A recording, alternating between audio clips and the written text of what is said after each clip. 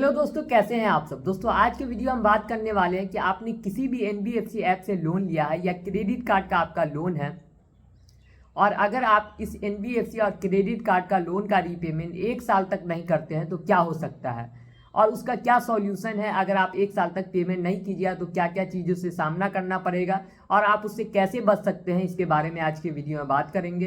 तो पूरा वीडियो आप एंड तक देखिएगा, थोड़ा सा भी स्किप नहीं करिएगा और मेरा चैनल सब्सक्राइब कर लीजिएगा और नोटिफिकेशन ऑन कर लीजिएगा कि आपको इसी तरह का एजुकेशनल कंटेंट आगे चल के ही मिलता रहे।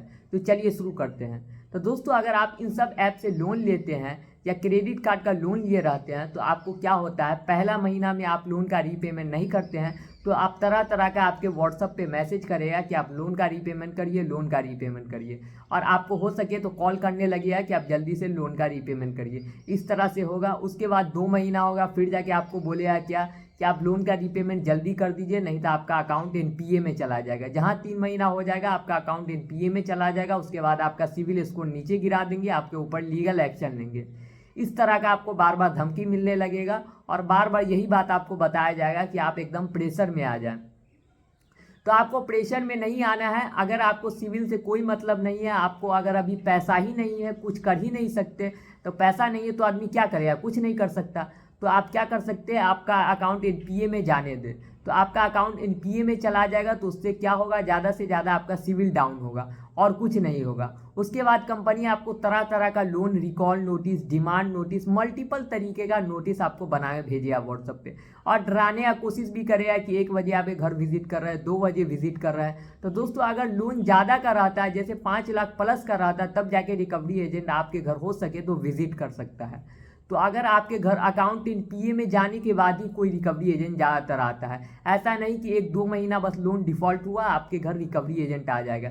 जब जो 3 महीना हो जाता है आपका अकाउंट एनपीए में चला जाता है, नॉन परफॉर्मिंग एसेट में आपका अकाउंट डाल दिया जाता है। आपका अकाउंट ऐसा मान लिया जाता है कि आपके अकाउंट से आप कोई भी पैसा नहीं आने वाला, ये जो है डिफॉल्टर का अकाउंट हो गया, इससे आप कोई पैसा नहीं आएगा, इससे कंपनी को आप कोई फ़ायदा नहीं होगा। तो 3 महीना होने के बाद आपका अकाउंट एनपीए में कंपनी वाला डाल देता है। जो भी एनबीएफसी ऐप वाला होता है या बैंक वाला इसी तरह करता है कि 3 महीना होने के बाद आपका अकाउंट एनपीए में डाल देता है। उसके बाद फिर जाके आपको मल्टीपल नोटिस भेजता है, recall notice, demand notice, loan agreement notice, इस तरह तरह से आपको नोटिस भेजेगा और बार बार परेशान करेगा, लोन रीपेमेंट करिए, लोन रीपेमेंट करिए, लोन रीपेमेंट करिए, नहीं करिए तो ये कर देंगे, वो बिगाड़ लेंगे। ये सब धमकी देता रहता है रिकवरी एजेंट, क्योंकि कंपनी के पास इतना टाइम नहीं है कि किसी को भी कॉल करे। वो रिकवरी एजेंट के हाथ में आपका पूरा डेटा दे देता है, अब बोलता है कि इस आदमी को आप परेशान करिए, जो रिकवरी एजेंट हमको पैसा ला के देगा उसको हम कमीशन दे देंगे। तो इसी तरह से वो मल्टीपल तरीके से आपको परेशान करता है। इसी वजह से आप कंपनी को कभी कभी मेल भी कर देते होंगे तो कोई भी उसका सुनवाई नहीं होता है,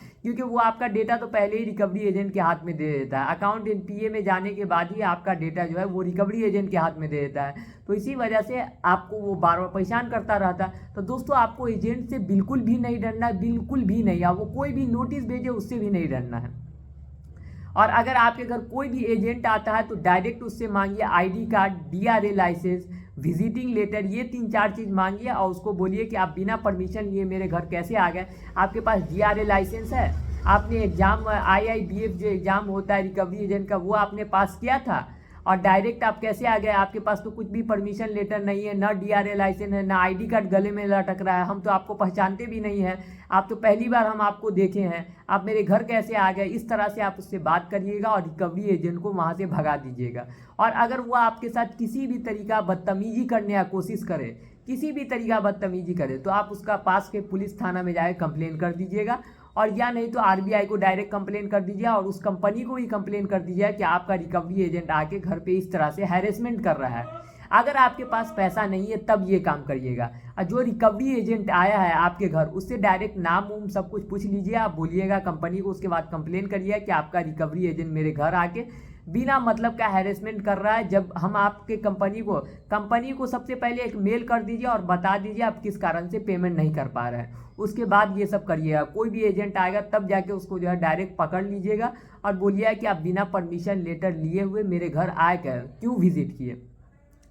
उसके बाद जब जो 6 से 7 महीना हो जाएगा तब जाए कंपनी आपको बार बार बोलेगा कि लोन सेटलमेंट कर लीजिए, लोन सेटलमेंट कर लीजिए, जल्दी ये लोन सेटलमेंट कर। इसी तरह 9-10 महीने तक यही काम चलता रहेगा। लोन सेटलमेंट का आपको तरह तरह का ऑफर मिलेगा, 50%, 40%, 30%, इस तरह।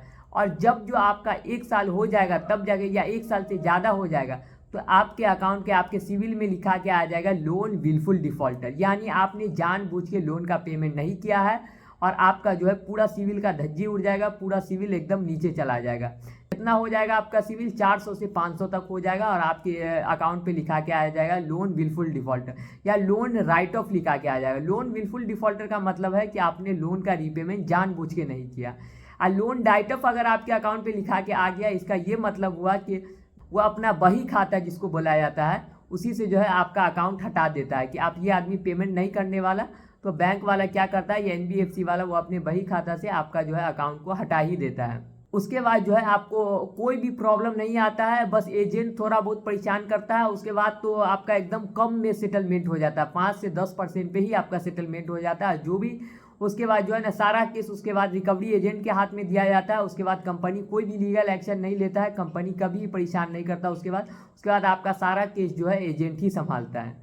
तो दोस्तों आपको ये सब बातें समझ में आ गया तो मेरा चैनल सब्सक्राइब कर लीजिए और नोटिफिकेशन ऑन कर लीजिए कि इसी तरह का एजुकेशनल कंटेंट आगे चल के मिलता रहे। तो बाय दोस्तों।